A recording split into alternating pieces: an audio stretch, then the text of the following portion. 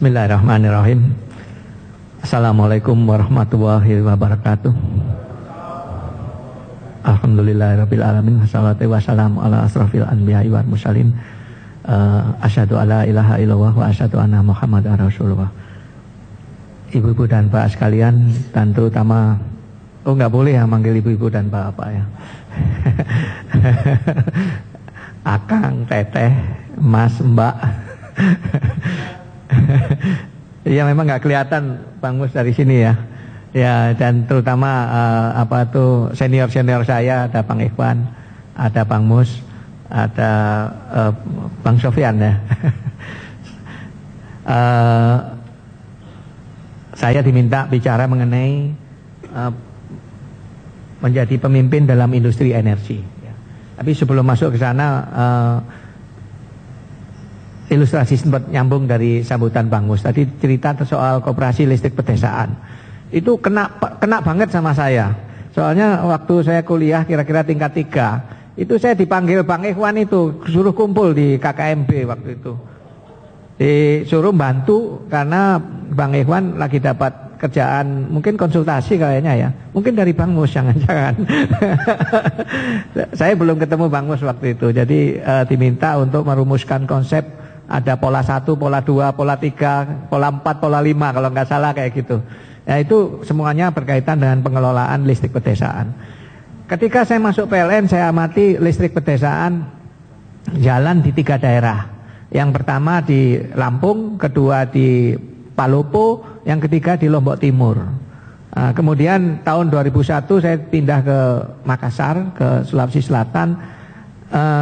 Yang sedang ditangani oleh PLN sana adalah mengambil alih koperasi listrik pedesaan di Palopo.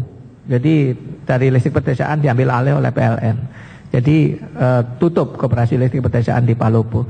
Kemudian ketika tahun 2010 saya menjadi direksi, pekerjaan kita ada 2, yaitu mengambil alih koperasi listrik pedesaan di Lombok Timur dan koperasi listrik Sinar Sewo Mego yang di Lampung. Jadi tamatnya listrik pedesaan itu justru waktu saya jadi direksi, seluruh listrik pedesaan tutup.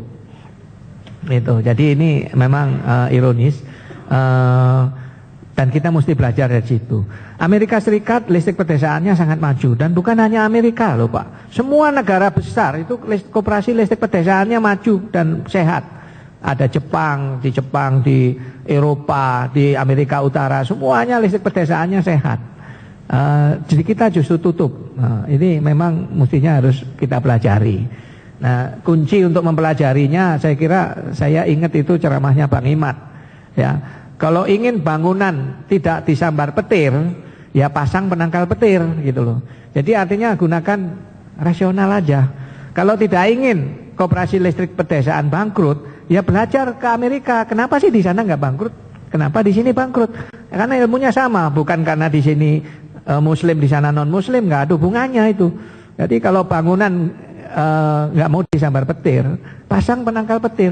Apakah itu gereja atau masjid? Kalau nggak ada penangkal petirnya, ya disambar petir gitu loh. Jadi petir itu nggak memilih-milih. Ini apa ini?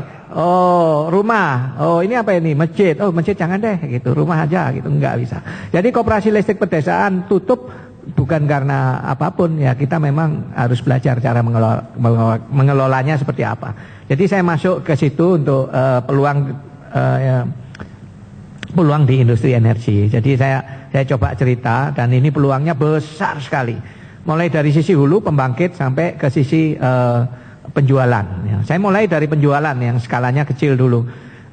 Kita menjual sekarang ini kepada 53 juta pelanggan. 53 juta pelanggan, dan pertumbuhan tiap tahun pelanggan adalah 4 juta pelanggan baru per tahun. Ya, jadi luar biasa pertumbuhannya. Apa yang dinikmati oleh pelanggan saat ini? Pelanggan PLN membayar listrik dengan mudah sekali. Mudah sekali, mau ATM bisa, mau kantor pos bisa, mau ke toko-toko kecil yang di pojok-pojok jalan juga bisa. Melayani pembayaran listrik PLN, Anda datang ke situ bisa bayar. Biasanya bukan hanya PLN, tapi juga cicilan motor, pulsa handphone, jadi satu, karena teknologinya sama. Jadi Ada apa di belakangnya? Di belakangnya adalah IT. Di belakangnya adalah teknologi IT. Dan yang ngembangin jaringan IT itu kawan-kawan kita juga. Ya, kawan-kawan kita juga yang dulu bareng-bareng sholat di Masjid Salman juga. Saya kenal beberapa di antara mereka. Mereka lah yang mengembangkan, ada di belakangnya itu adalah apa yang disebut switching company. Apa itu switching company? Ini hostnya PLN, ini hostnya bank, di tengah ada switching company. Ya, nah perusahaan-perusahaan apa itu yang jualan-jualan melayani pembayaran listrik PLN, cicilan motor dan sebagainya itu memanfaatkan jasanya switching company ini untuk bisa mengalirkan dana dari masyarakat masuk ke sini, masuk ke bank dan masuk ke hostnya. Kalau itu listrik ya ke PLN, kalau itu Telkom ya ke Telkom, kalau itu cicilan motor ya ke perusahaan kredit. Di belakang sini adalah IT industry. Dan itu nilainya besar karena setiap kali transaksi mereka dapat fee. Ya, fee-nya bagi-bagi sama bank itu. Kalau totalnya tiap bank berbeda, tapi katakanlah 1.500 gitu. Nah, mereka berbagi. Mungkin 500 buat bank, 1.000 buat mereka, 1.000 pun dibagi, switching-nya dapat berapa, yang agen yang jual di buka kiosnya itu berapa. Itu ada pembagian tugas ya mereka. Dan itu bisnis itu. Itu aliran uang. Tiap bulan aliran uang yang masuk PLN lewat jaringan itu 15 triliun. Ya, gede 15 triliun. Dan jumlah transaksinya adalah 56 juta transaksi per bulan. Nah, dari situ kelihatan kalau seandainya aja ya, saya nggak tahu hitungannya gimana, saya nggak masuk ke situ. Seandainya tiap transaksi itu si pengusaha IT itu bisa dapat Rp1.000 seandainya, maka berarti 56 miliar per bulan seandainya. Kalaupun 500-nya masih gede juga ya, 20 berapa bagi 2 28 miliar masih gede kan ya. Gede banget itu. Jadi kalaupun 500 kegedean itu cuman 100-nya itu tetap gede. Dibagi 5 lagi, 28 dibagi 5 masih gede, masih 5 miliar per bulan. Itu contohnya. Jadi dari sisi hulu. Kemudian kalau kita punya keterampilan sedikit di dalam instalasi, pertambahan konsumen itu 4 juta per tahun. 4 juta per tahun. Jadi setiap tahun itu ada 4 juta orang yang membutuhkan pembenahan instalasi listrik, masang instalasi listrik entah di gedung, entah di pabrik, entah di rumah, entah di gedung, entah di masjid, di apapun bangunan-bangunan yang membutuhkan instalasi listrik. Itu juga bisnis. Siapa yang ingin terjun ke situ itu di sisi hilir. Di sisi paling hilir, di sisi pelanggan. Naik kita ke atas agak hulu dikit, yaitu pengembangan jaringan. Jaringan ini adalah masang-masang pengembangan jaringan tegangan menengah ya. Itu dari pemerintah tiap tahun spending 3 triliun untuk bangun jaringan tegangan menengah 20 kilovolt. Itu menyusuri jalan-jalan tuh. Kalau Anda kemana aja lewat jalan, tengok kiri, tengok kanan, pasti ada tiang listrik PLN. Dan itu spendingnya tiap tahun 3 triliun. Itu juga peluang untuk bisnis. Siapa yang ingin terjun ke sana, ya bisalah dapat peluang itu. Dilelang di seluruh provinsi di Indonesia, tiap tahun ada pelelangan-pelelangan. Misalnya di Jawa Barat mungkin nilainya 60 miliar gitu. Nanti pekerjaannya tersebar di ujung-ujung Jampang Kulon, di Cidaun gitu ya, di ujung-ujungnya Jawa Barat. Yang di kota ada juga, tapi nilainya nggak besar. Tapi sebagian besar adalah di daerah-daerah yang belum memerlukan pengembangan jaringan listrik. Ditambah lagi masih ada pembangunan jaringan transmisi. Jaringan transmisi itu menara-menara itu. Barusan Bang Mus cerita tanah milik beliau tiba-tiba tumbuh, bukan tumbuh pohon, tumbuh menara listrik. Tapi nggak ada buahnya ya Bang Mus ya. Ya, jadi itu contohnya bahwa memang PLN tiap tahun itu spending totalnya 6 triliun rupiah untuk membangun jaringan transmisi. Besar ini, besar sekali ini. Nah, Dan memang sebuah negara itu akan maju, industrinya akan berkembang pesat kalau banyak jaringan transmisi, karena jaringan transmisi itu tegangan tinggi mengalirkan listrik dari kota ke kota, dari pembangkit ke kota. Ya, ini spendingnya cukup besar. Anda bisa masuk ke mulai dari yang sederhana, pasang fondasi untuk orang sipil. Sederhana aja, gali ukuran 10 kali 10, pasang fondasinya, kemudian nanti dilanjutkan dengan menara. Itu sudah satu bisnis, biasanya disiplin tersendiri itu, disiplinnya orang sipil. Kemudian ke atasnya lagi adalah bangun menara dari besi siku itu. Nah, itu disiplinnya ada dua itu. Orang mesin itu memotong-motong besinya, merancang lubang, titik lubangnya. Nanti ereksinya orang orang sipil lagi. Itu membangun menara jadi. Kemudian orang listriknya nanti masang kawatnya. Itu juga satu peluang bisnis. Dan tiap tahun ditenderkan oleh PLN, siapa yang ingin bergerak masuk ke situ dipersilahkan. Dan kita biasanya pakai model ada pembimbing, ada yang belajar gitu. Jadi pembimbing adalah perusahaan yang sudah berpengalaman memasang, dan biasanya mereka menarik subkontraktor untuk mengerjakan pekerjaan-pekerjaan tersebut. Oke, itu adalah di ranah konstruksi. Naik kita ke pembangkit. Nah, pembangkit ini paling luas ininya, kesempatan bisnisnya paling luas. Yang sekarang marak adalah pembangunan PLT mikrohidro. PLT mikrohidro. Ini terbuka luas bagi daerah-daerah yang banyak potensi hidronya. Mulai dari sepanjang Bukit Barisan itu potensi mikrohidronya banyak, besar sekali. Ada ratusan proyek yang saat ini diajukan ke PLN dan sama PLN sudah disetujui untuk membangun mikrohidro di sepanjang Bukit Barisan, mulai dari Aceh sampai Lampung. Di situ mikrohidronya subur sekali. Kemudian di daerah Jawa Barat juga sama, terutama sisi selatan, di Garut, di Cianjur, di Banten Selatan, itu potensi mikrohidronya besar. Urusannya gampang sekali, Anda tinggal Anda temukan air terjun, Anda bikin proposal kepada PLN, ngajukan proposal, Anda menghubungi Pemda setempat, minta izin agar di situ bisa dibangun pembangkit listrik. Oleh PLN prosesnya cepat sekali, paling lama 3 bulan. 3 bulan itu hanya untuk ngecek apakah proposal Anda itu cukup teliti atau tidak, lengkap atau tidak. Itu yang seringkali orang bikin proposal sembarangan, kayak waktu kita bikin laporan praktikum dulu gitu. Ngasal aja gitu. Pengukuran debit airnya nggak lengkap gitu, asal saja ya. Itu yang kita lengkapi. Biasanya PLN akan minta ini dilengkapi, balik lagi, pulang lagi. Begitu lengkap proposal kita ajukan ke Departemen Dirjen Ketenagalistrikan, minta izin untuk ditunjuk langsung. Ya. Dan Dirjen prosesnya hanya 2 minggu. 2 minggu langsung dikembalikan, setuju untuk ditunjuk langsung kita bikin kontrak. Begitu Anda dapat kontrak dari PLN, laku ke bank.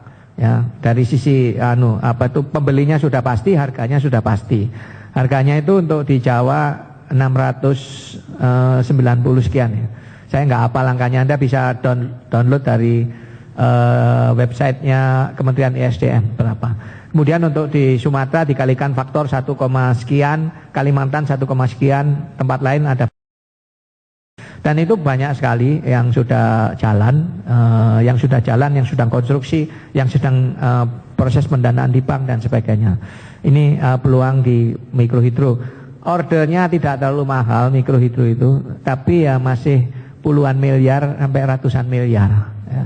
Masih mahal juga. Kalau untuk pemula barangkali harus berpartner dengan yang punya uang untuk mendapatkan equity-nya ya, kira-kira 30% dari nilai proyek. 70% lagi bisa Anda tarik dari bank. Bank-bank kayak BNI, Bank Mandiri, BRI itu mau terjun ke mikrohidro, mereka mau mendanai. Bukopin juga. Kemudian saya nyebut Bukopin jadi ingat ini Bukopin ini adalah bank yang paling sohib buat PLN. Karena Bukopin lah yang merintis jaringan bayar listrik seperti yang tadi saya ceritakan. Itu tadinya bank-bank nggak mau ikut. Yang mau ikut pertama kali itu Bukopin. Dan sampai sekarang jaringan Bukopin adalah yang paling luas di Indonesia, yang paling banyak mempunyai pelanggan, ya, link ke pelanggan itu adalah Bukopin. Dia paling agresif dan memang successful. Ya, Bukopin. Kenapa saya sebut Bukopin? Karena kita punya sejarah yang mesra dengan Bukopin di masa lalu, ya, waktu Bang Ikhwan zaman KKMP dulu. Zaman KKMP dulu. Waktu menterinya Pak Pak Bustanil Arifin, ya. Kita sampai beli radio dulu, Bang, ya.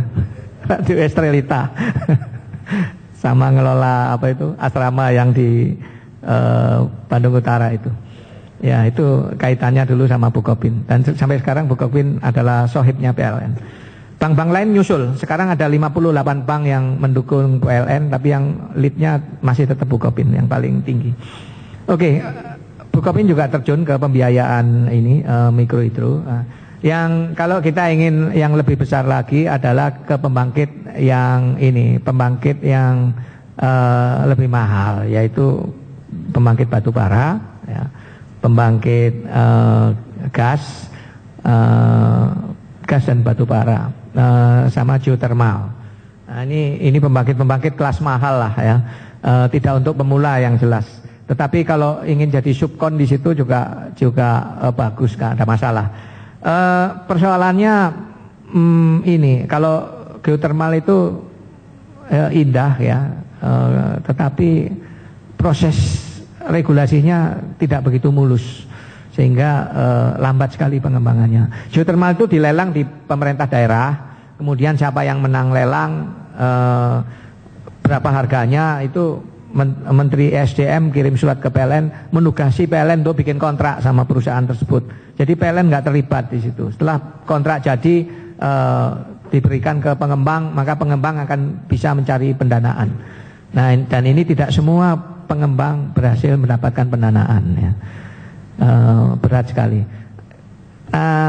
Salah satu yang punya konsesi panas bumi itu adalah KKMB. KKMB itu punya konsesi panas bumi, tapi pengembangannya prosesnya seret banget. Maka Ngasep itu beberapa ketemu. Sekarang sih sudah smooth, ya, sudah smooth. Tapi sebenarnya itu potensi yang di Cibuni itu sayang sekali itu kalau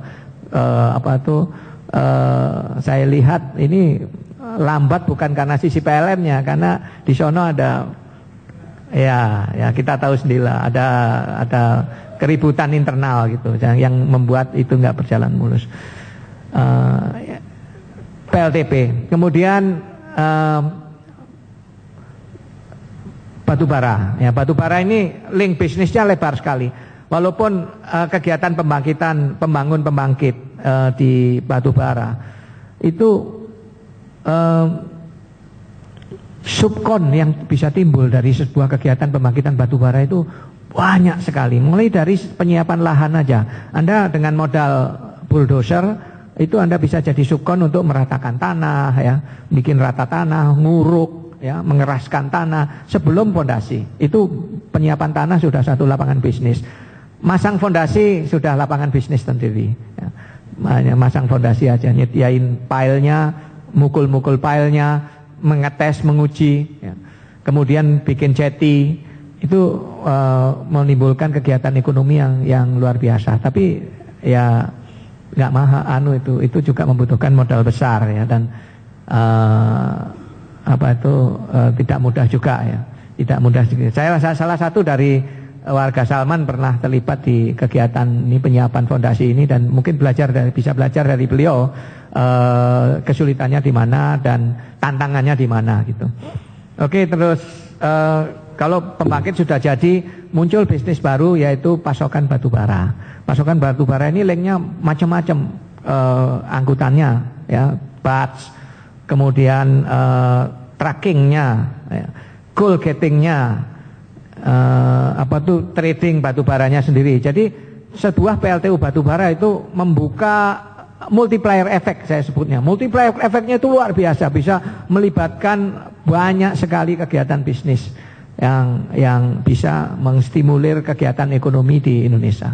Jadi jangan dilihat hanya ada PLTU yang dapat manfaat PLN. Nah, itu pandangan yang keliru dan mungkin tidak paham.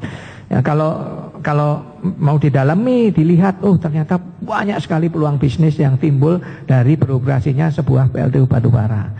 Ya, jadi oleh karena itu saya sangat heran gitu kalau ada daerah-daerah tertentu mau kita bangun PLTU batubara di sana, bupatinya menolak, keberatan karena alasannya polusi dan sebagainya. Itu saya heran ya, padahal multiplier efeknya luar biasa. Kita bisa lihat daerah-daerah yang dulu tidak berkembang seperti Paiton, begitu dibangun batubara 4.000 megawatt di sana, menjadi kota yang ramai. Nah, karena orang yang bekerja di situ ada ratusan, ya, ada ratusan orang bekerja di PLTU itu, rumah kos-kosan, bisnis kos-kosannya pun muncul, bisnis kos-kosan muncul, bisnis warung Tegalnya muncul, ya. Yang agak besar lagi bisnis hotel pasti jalan gitu ya. Jadi multiplier efeknya luar biasa. Jadi industri energi ini memang adalah sebuah industri yang sangat menjadi penggerak ekonomi. Ya, oleh karena itu memang industri energi ini harus ditangani dengan baik, ya, dengan baik. Dan saat ini tantangannya ya, untuk bisa industri energi ini bergerak dengan baik, sustain gitu, bisa terus mengikuti kebutuhan industri listrik, adalah harga. Ya, harga listrik ya. Jadi kembali ke soal petir tadi ya, kembali ke soal petir. Ini nggak bisa dibohongi, namanya listrik itu ya mahal gitu. Hitung aja sendiri, berapa sih untuk menghasilkan listrik, asalnya dari mana? Listrik itu cuma dua kok, yaitu sumber energi sama besi ya, itu cuma dua itu aja. Ya, besinya ditekuk-tekuk gitu ya supaya bisa mengkonversi sumber energi menjadi listrik, kan itu. Ada tembaga dikit lah di situ ya. Jadi besi sama tembaga itu mengkonversi sumber energi menjadi listrik. Harga batu bara berapa sekarang? Katakan antara 70-80 dolar per ton. Kalau dijadikan listrik berapa harganya? Itu semua orang bisa ngitung. Butuh investasi pembangkit berapa harganya? Bisa dihitung, semua kita bisa ngitung. Jadi harganya listrik itu berapa? Itu juga semua orang bisa ngitung. Nah, kalau harga listrik yang harganya katakanlah 1.500 rupiah per kWh, kemudian dijual 800 per kWh, ya itu nggak perlu pakai hitung-hitungan bulat ya, pasti bangkrut. Ya, pasti bangkrut. Jadi kenapa listrik pedesaan bangkrut? Karena nggak bisa naikkan harga jual listrik. Itu aja. Pada saat listrik pedesaan di set up, ya mereka semuanya memakai diesel. Waktu itu harga minyak sekitar 24 dolar per barel, 24 dolar per barel. Di set up lah listrik pedesaan di semua dan pakai diesel. Kemudian sekarang harga minyak 110-115 dolar per barel. Harga listrik ke masyarakat nggak bisa dinaikkan karena masyarakat ingin listriknya murah. Ya kalau begitu ya koperasinya bangkrut, itu aja. Simple. Kenapa PLN tidak bangkrut? Karena disubsidi negara. Kita itu harga memproduksi listrik itu 1.300 rupiah per kWh. Kita disuruh jual 900 per kWh. Jadi setiap kWh disubsidi 400 rupiah per kWh. Kalau saya PLN ditanya, mestinya listrik dijual berapa? Ya kalau biayanya 1.300 ya harus dijual 1.500 gitu aja. Untungnya 200 itu apa? Untuk investasi. Karena kebutuhan listrik kita naik terus, invest. Oke, kalau maunya listrik tetap murah ya harus disubsidi oleh negara. Nah gitulah. Jadi kenapa listrik pedesaan bangkrut semua? Karena listrik pedesaan nggak terima subsidi, ya pasti bangkrut. Ya PLN aja terima subsidi kayak gini, ini sudah megap-megap loh, megap-megap. Megap-megapnya itu nggak bisa investasi, bukan nggak bisa operasi. Kalau operasi cukup. Seandainya kebutuhan listrik ini tidak naik, nggak masalah. Kita bisa melayani existing pelanggan. Tetapi karena kebutuhan listrik itu naik, tahun ini 8%. 8% itu tinggi loh. Malaysia itu cuma 3,5%. Ya, kalau untuk perbandingan. Kenapa? Karena ekonomi Malaysia itu udah hampir jenuh. Udah nggak bisa numbuh lagi. Ekonomi kita itu masih, waduh, masih bisa tumbuh besar.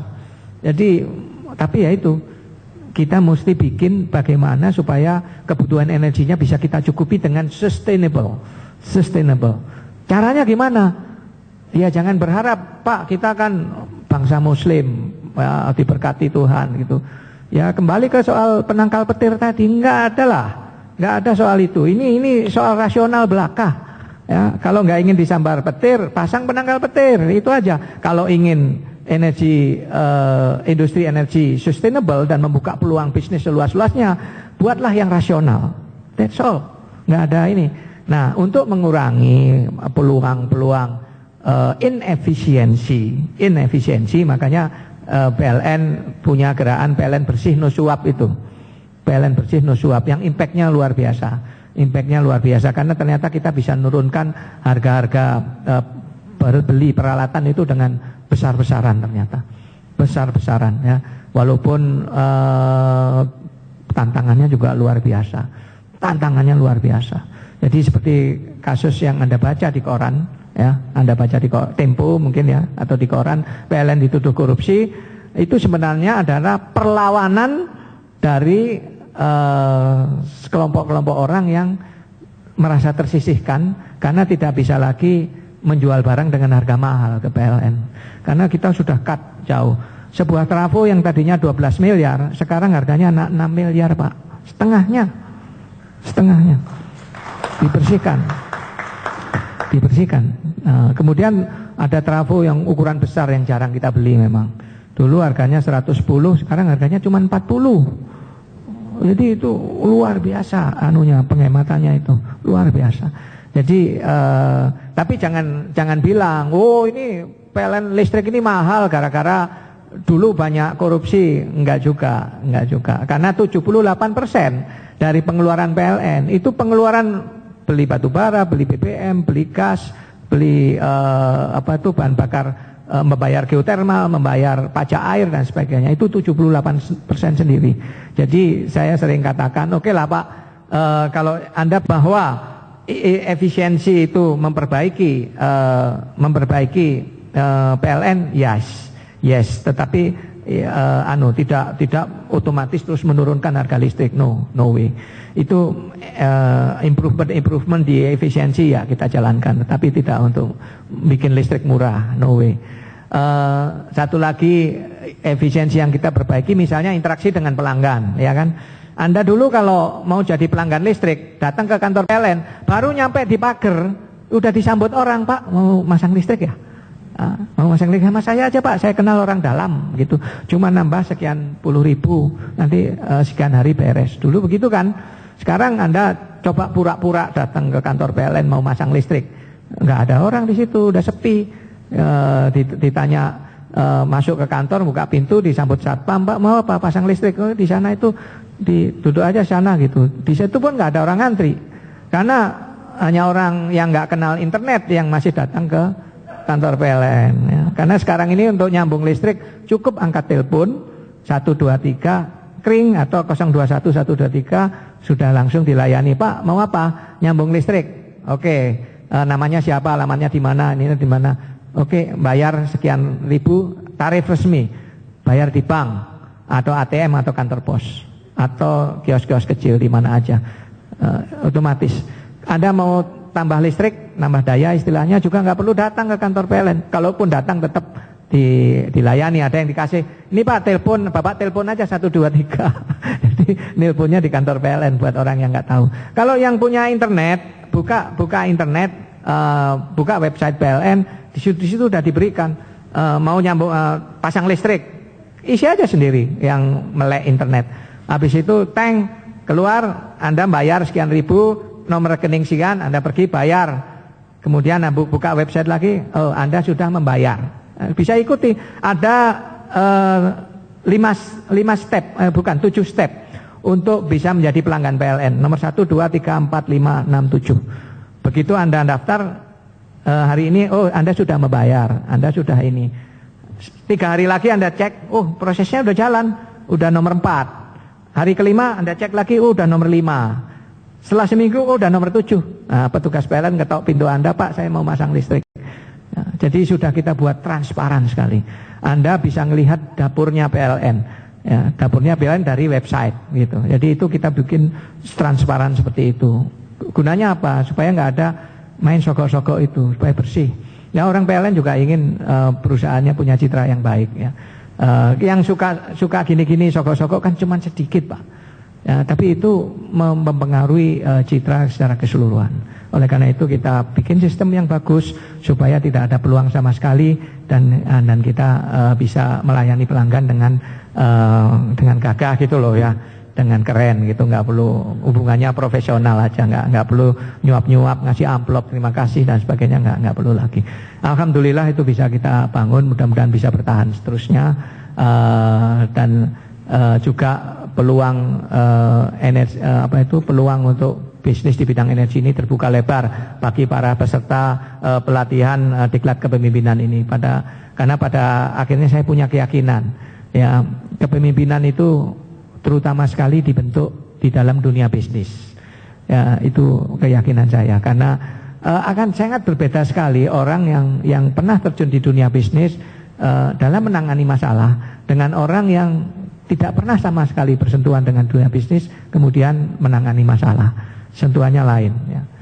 Ya sekedar contoh aja, ini contoh populer ya.